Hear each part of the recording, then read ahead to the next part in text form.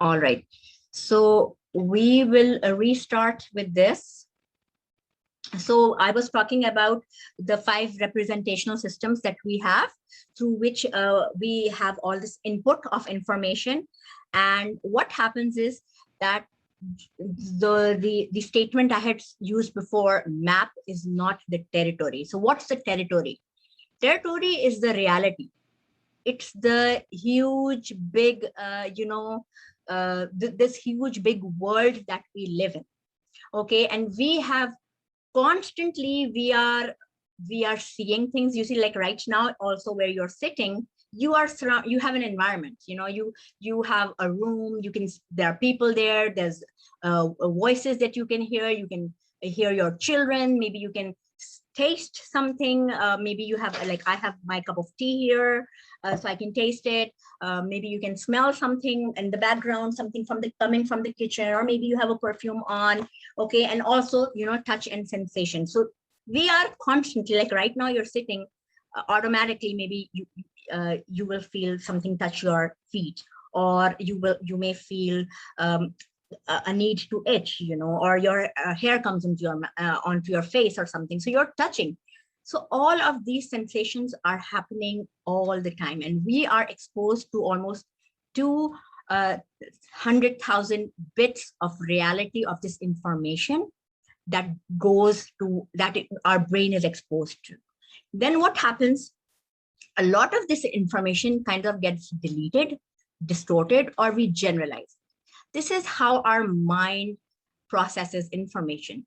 If you go back memory lane, for example, you try to remember a certain time, try to remember, say, when you passed out from your school, you graduated, you will be able to remember bits and pieces of it. Maybe you'll be able to remember where you were, what you were wearing, how you felt.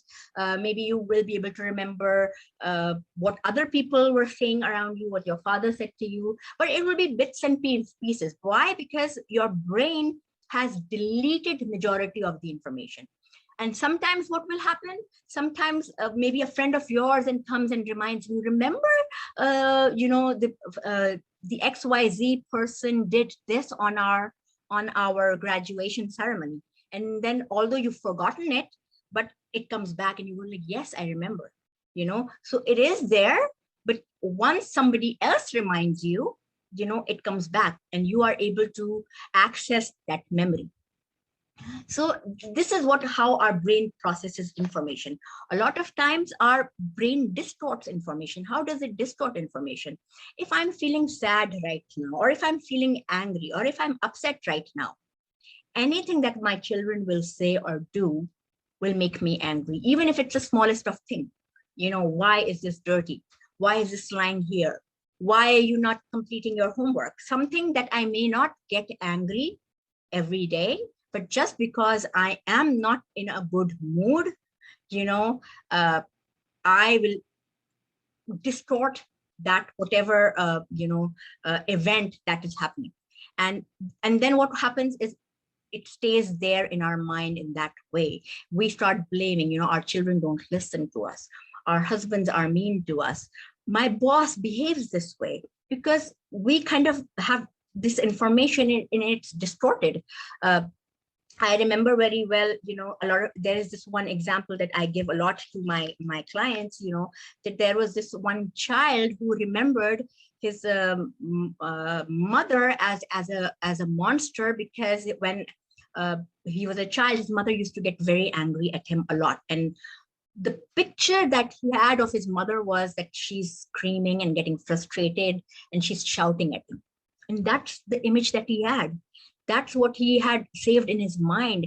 And so anytime he, as a grown-up, he went to his mom, he always felt like he didn't like his mother. He didn't want to talk to her because he was scared of her, or he thought that she was not a good mother.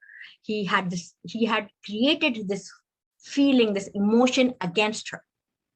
And So he came to, one of the NLP specialists, and what they did was they had him go back that memory lane and imagine it. And he said, yeah, I remember I was very young, maybe a few years old, and I remember my mother was screaming and shouting at me, and anytime I see anybody who reminds me of my mother, or who talks to me the way my mother used to talk to me, I freeze, because I just, my mom comes in front of me. I see that other person as my mother, and I just freeze the way I used to freeze as a child. So what the practitioner did was ask him, what do you think, why your mother behaved that way? And he was like, maybe I was doing something dangerous. Maybe I was playing with matchsticks, or maybe I was doing something that was bothering her, which was not right, which was not safe. Okay, so then if your mother was getting upset at you, she was trying to protect you. And he came up with it himself, that yes, maybe my mother was trying to protect me. Maybe I was not listening to her. Maybe I was doing something which was dangerous, and she was trying to stop me. What else could she be doing? What else could be? Oh, well, I believe she was having a difficult marriage. Probably she was in an abusive relationship with her partner, with her husband. She was undergoing a divorce. She was managing work, our children. She was stressed out. She didn't have a lot of support. She was frustrated.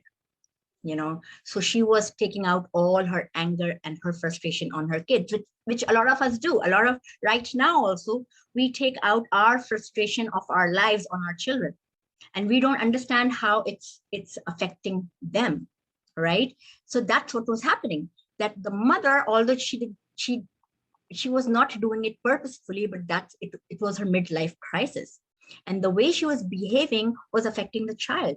And now when the child, as a grown-up, saw what was happening with his mother, he was like, well, he had this feeling that my mother sacrificed a lot for me. She loved me, even though she had so many problems, even though she was suffering, even though she was alone. She needed to be hugged, she needed loved, she needed support. But she did not leave us. She was still there. She was providing for us. She was working two jobs. She was taking care of the house. So naturally, she was frustrated. She was overwhelmed. And what that did was, it gave him a different perspective. He had this appreciation for his mother, that, yeah, she sacrificed a lot for us. She was suffering because of us. She was trying to provide for us. I mean, she could have left the children, right? A lot of people do that. If they can't handle it, you leave the children, go away. And here in the US especially, put the children in foster care and leave, or whatever. But the mother was there for him, and now he had a different perspective. So what two things changed? One thing, that the mother was trying to protect him. The mother was sacrificing a lot. The mother had a lot of her problems, but still she was there for him. She never left him. She had a lot of problems in her life, but she was still there for their children. And what it did was, it just changed that whole feeling of his mother, from being a monster to now being this person who needed love, and who he now appreciated, and who he now he knew that this was my mom, and she loved me, and she protected me, and she provided for me, and she sacrificed so much. She suffered. She herself suffered mentally and emotionally, just for our sake, right? So he had actually distorted that information in his mind. And that is what we do a lot of times. So NLP helps us recover that deleted and that distorted information. And then, of course, a lot of information we generalize, like we saw, for example, we saw somebody, as I had mentioned before, we saw somebody cheating, and then we say all men are cheaters. Or we saw, say, a particular teacher or a particular boss behaving a certain way, and then we kind of generalize that all of them are like that. Okay. And when you think about it, really, are all men like that? Are all women like that? Are all teachers like that? Are all children like that? No, it's that particular 1, 2, 3 people. It's not the whole world. So it's very important for us to kind of remove this generalization from everybody, that everybody is like that, or it always happens like this. A lot of times every time I try to do this and I can't do it, he always stops me. Does he always stop you? There must be certain instances when he stops you. There must be a certain context. A lot of times women come to us that their husbands don't give them permission for certain things. Well, what is it that they're not giving them permission? Is it a certain context, a certain thing, or is it's just not possible that the husband is not giving them permission for anything at all? I mean, if he's not giving you permission for 3 things, there are other 3 things that he's allowing you to do. So you need to understand that, no, he's stopping you from these 3 things. There must be a reason he's stopping you.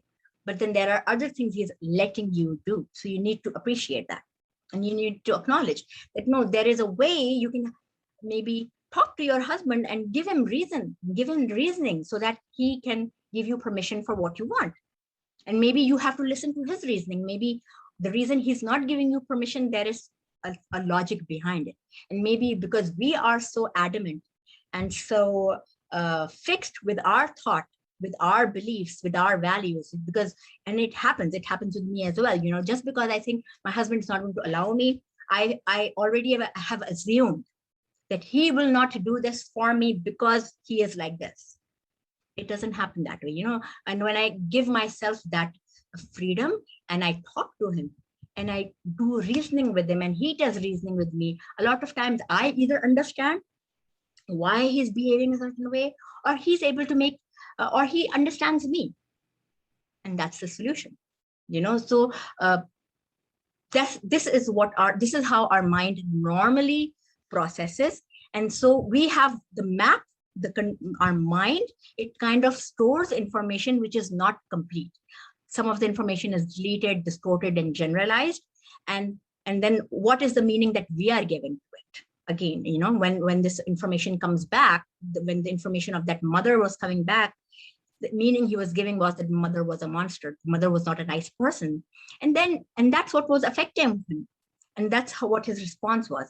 And the moment you are able to change the meaning to whatever is stored in your memory, you're able to change the words. You're able to fish out that lost information, the information that you are not seeing, which is the reality, but it's not there because you have kind of blocked out information.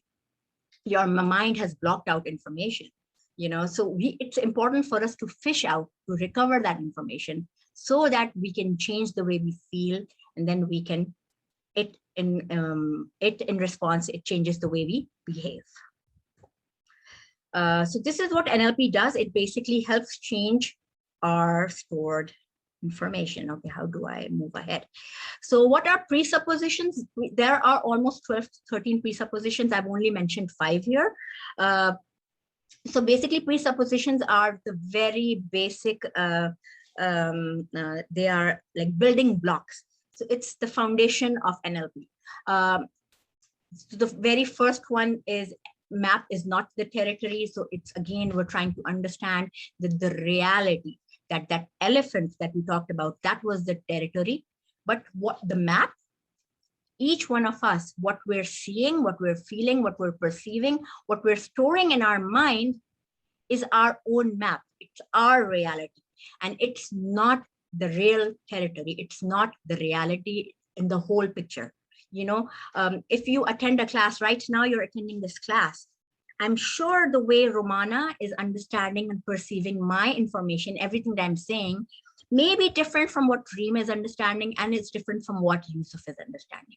In the same house, in the same environment, I'm raising 2 daughters, but both my daughters are different.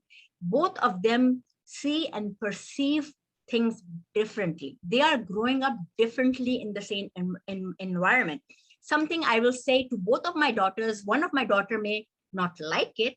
The other daughter will say, oh, it's nothing. My mother said it's okay. I ignore it. So it's so important for us to know that the way we see things is not actually the whole real reality. Territory, which is the much bigger world, is what the reality is. Other is every behavior has a positive intention. Very important for everyone to understand. Everything that we think and every behavior that anybody and everybody has a positive intention behind it. Even the criminals, say, for example, somebody is a thief. If you go and ask him, why did you steal this? He's going to have a reason. He's going to say, I was hungry, that's why I did it. I didn't have the money, that's why I did it. I needed to buy this medicine for my mom, that's why I did it. You know, if somebody is doing some, maybe a murder, okay, they will say, oh yeah, because I did not like this person, that's why I murdered him, killed him. He made me angry. Even if they're doing a wrong thing, but they had an intention. And that intention, even though it may not be positive for the world, for them it's positive. You see, if something is making me angry, if something I'm not liking, how am I going to calm myself down? You know, some people become revengeful and then they go and they hurt other people because they're toxic, they're revengeful, you know. So the positive intention behind that is that they themselves feel powerful. They themselves feel that they are in control. By hurting other people, it's making them feel powerful, in control. They're feeling that, okay, now this person who's hurting me cannot hurt me anymore. You start feeling that now I will hurt them more than they hurt me. And this is something that I'm talking in an extreme sense. Generally in life, every behavior, I can't do this. You feel in your professional life, you find something hard to do. You know, you find there's too much to do. You're overwhelmed. What's happening? What's happening is the positive intention behind it is that you want to stay safe. You're scared, you know, the unknown territory scares you. You don't know what's going to happen. You're scared of the uncertainty, and you're scared of failing. You know, a lot of times people don't do things because they are afraid of failing. So it's very important to identify what's the positive intention. And when we know the positive intention, then maybe if that behavior is a wrong behavior, is a wrong way, we can give them other ways to achieve that positive intention. For example, I was giving you this example of this toxic mother-in-law or toxic boss, you know, who's hurting you, who's throwing insults at you. Their positive intention is to make you do things. Their positive intention is to feel powerful. Their positive intention is to kind of keep you under their, you know, under their hand, you know, under their power. So, okay, so you want to feel powerful, and that's okay. Everybody wants to feel powerful. We all do. It's natural. Men want to feel powerful over their wives. Women want to feel powerful over their children. You know, mother-in-laws want to feel powerful over their daughter-in-laws. Bosses want to feel powerful over their employees. The employees, they feel powerful over their servants. You know, because they cannot lash out at their boss, they come home and they lash out at their children. They lash out on their servants. Because we all want to feel powerful. We all want to be able to, in some way, tell somebody who's under us that, hey, you know, we want to hurt them, because that's the way we express our frustration. Okay, so your toxic behavior is a wrong behavior. You want to feel powerful. What else can you do to feel powerful? What if you know, that mother-in-law, instead of kind of throwing insults, what if the mother-in-law becomes friends with her daughter-in-law? What if the mother-in-law starts talking nicely? What if the mother-in-law starts doing things for her daughter-in-law, and in return, what will happen is, and she starts forgiving the daughter-in-law for her mistakes? That's a powerful thing to do too, but it's in a different way. What if a boss, instead of just ordering people, he starts giving them promotions, he starts giving them bonuses, he starts doing other things that he can do in his power, which his employees cannot do? You know, maybe give them a retreat, maybe take them out for lunch or dinner and say it's on the company. You know, tell me how happy will the employees feel, and then they will come the next day and they will work harder just because their boss appreciated them, took them out for lunch, right? So Once you are able to identify that positive intention, you can change that behavior. Because at the end of the day, you are trying to achieve this positive intention, right? And then once you know what other positive, good ways you can achieve that positive intention, then you try to do those. The third one, you can achieve anything if you break it down into small enough steps. Again, a lot of times people feel it's not something that I can do. Everybody can do everything. Everybody can do everything. Some may take time, some may need to put in more effort, maybe some may need more resources, some may need to read books, some may need to learn some skills, take admission in some course, college, university, anything, or maybe get in touch with other people who are already in that field, and get help from there. But you need to break it down. A lot of times what we do, what our mistake is, that we have these goals that are larger than life. I want to buy this house. I want this job. I want this much money. I want to travel the world, or I want to be happy in my relationship. So these are too big a thing, being happy, although it's a small thing, but being happy is very broad. What makes you happy? What makes me happy may not be making Ikra happy, may not be making Reem happy. Our definitions of happiness are different. Our criteria of happiness are different. Our criteria of success is different. If you come and say, I want to be successful in what? I want to be a successful wife, successful in my job, I want to be successful as a doctor or in my career. What does success mean to you? For some people, it may mean making a lot of money. For some people, it may mean reaching a certain position, a status, For some people, it may mean being able to afford a vacation or being able to survive, because I need to be able to make enough money that I'm able to provide to my family. And that's fine. If you're surviving, you're trying to survive. So that's your goal. Your goal is not to make $1 million. Your goal is just to make enough that you're able to provide to your family. So you need to know what exactly your goal is first, and then you need to break it down into small enough steps. You look at your goal, and then it feels larger than life, and you feel, I can't achieve it. How will I get there? It's not possible. It's so hard. It's not meant for me. Why? Because you don't know what the first step is. You don't know where to start. And so NLP helps you take that first step. Remember, you want to become a doctor? First, you have to do your intermediate. Then you have to do your pre-med, right? Then you have to go into med school.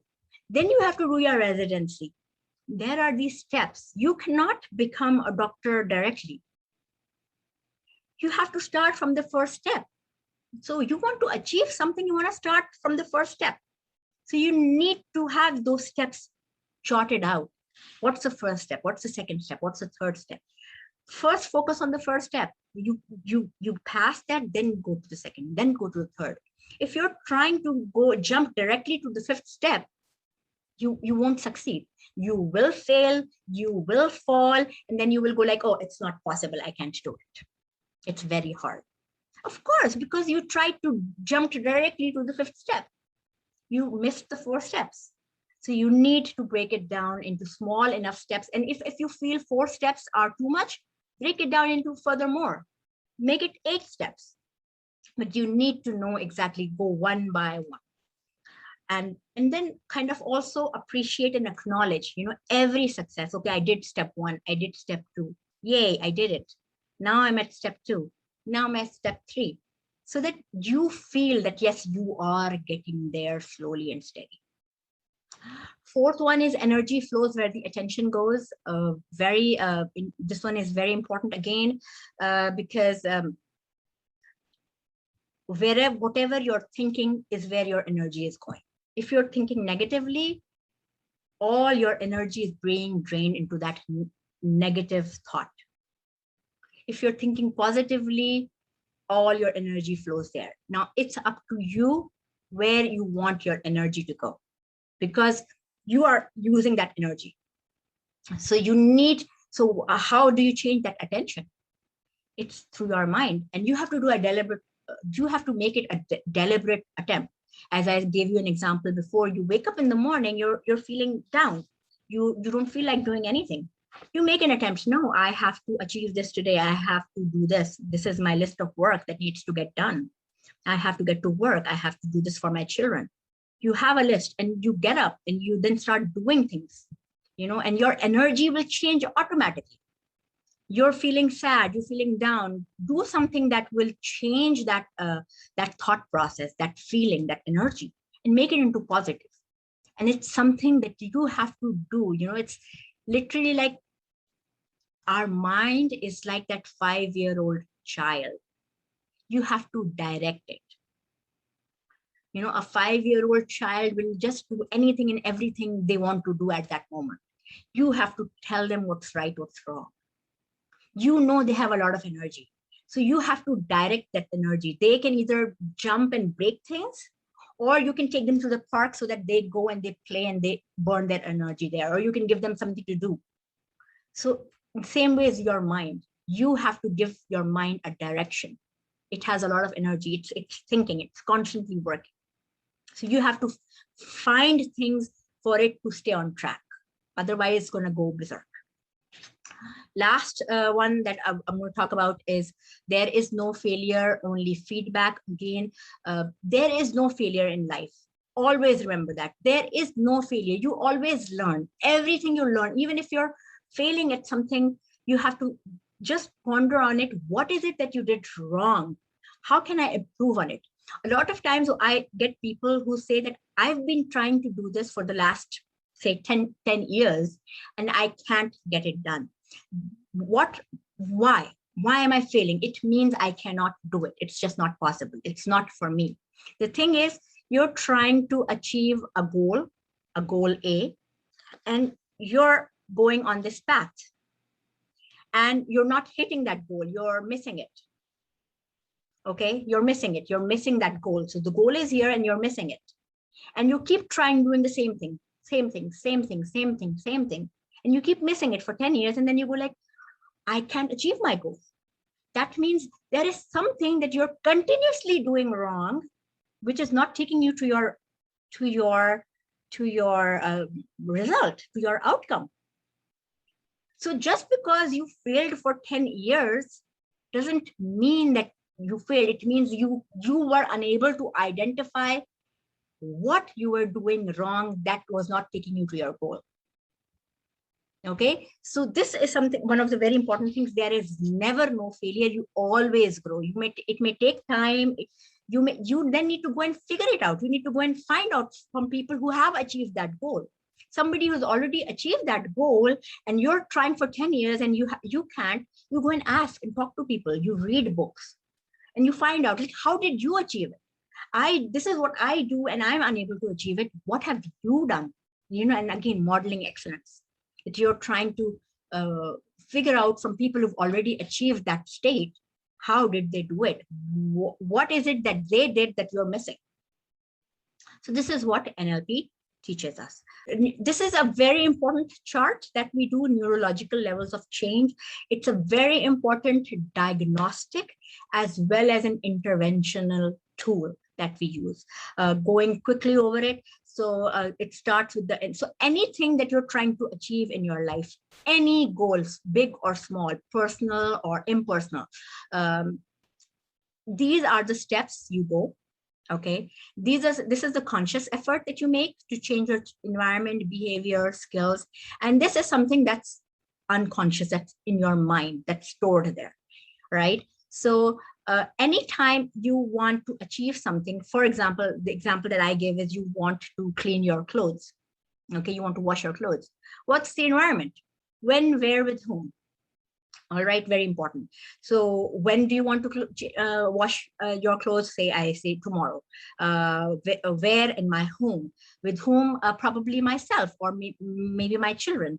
Okay, and so what's the environment do I need? Okay, I need a washing machine. I need the laundry detergent. I need the water. So this is all the environment. So if I don't have a machine, I need to get a machine, right? If I don't have water, I need to get the water. If I don't have a laundry detergent, I need to get that. And if I'm doing white clothes, I need a bleach. So you need to first create that environment. Okay, you need to see you have the electricity, you have the place where you're going to do all of this. Create the environment. In order for you to create the environment, you need to do behavior, right? You need to go and get that water. You need to go and buy that detergent. You need to go and get that washing machine. So in order for you to create that environment for that goal, you need to do behavior. And behavior is what needs to get done. I need to wash the clothes. Okay, so now I have created this environment. Now I'm going to put these clothes in the machine to wash. Okay. In order for you to now do this behavior, you need to have skills and capabilities. Do you even know how to wash? Do you even know how to operate that machine? Do you even know that the whites need to be washed separately and the colored need to be washed separately? Skills and capabilities. Are you capable of doing it? Do you have the skills, or do you need to learn it? How to do this behavior?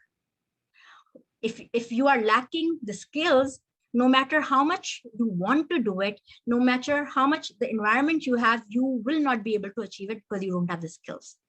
So you need to learn the skills. What, how to do that behavior.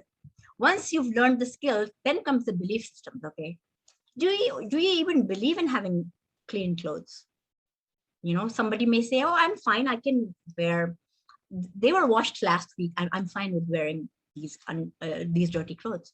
If the person does not even believe in clean clothes, they will not make any effort to learn the skills and to make that behavior change and to create the environment. Because for them, it's like, it's fine. Oh, my mother will clean it. It's okay. I'll get it cleaned somewhere else.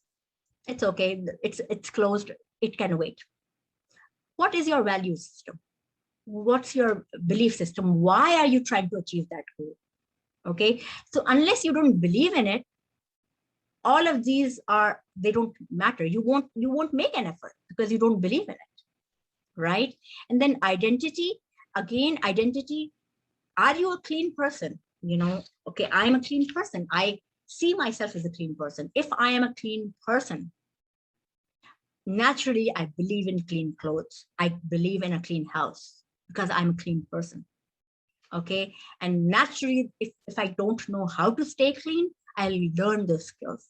And then I'll take that behavior, create that behavior and that environment to be clean, because that is who I am. I am a clean person. Very important. So like when we talk to people and when we're trying to ascertain their problems, we can use this as a diagnostic tool where they are suffering. Maybe they already believe that they want to do something. They want to achieve a certain goal in their life, in their professional life, but they don't have the skills. So they are this is the level that they're at, where they're struggling. So you can help them here. Maybe you may say, they say, it's very hard for me. I don't think I can do it. It's I've been trying and I keep failing. Well, here comes the beliefs and values. Okay, so this is where they're struggling. So they're unable to get the skills because they don't believe in themselves. And then identity. Do you see yourself as maybe that CEO of the company? Do you want to be a manager? I want to be a manager. I see myself. Yes, I am the manager. I want to be the manager. I can do it. So the identity, the beliefs, everything will fall in place because I know I can be, I want to be, this is my future. I see myself there and I will do it. And the last one is spirituality. It's again another step, like, why are you even doing this?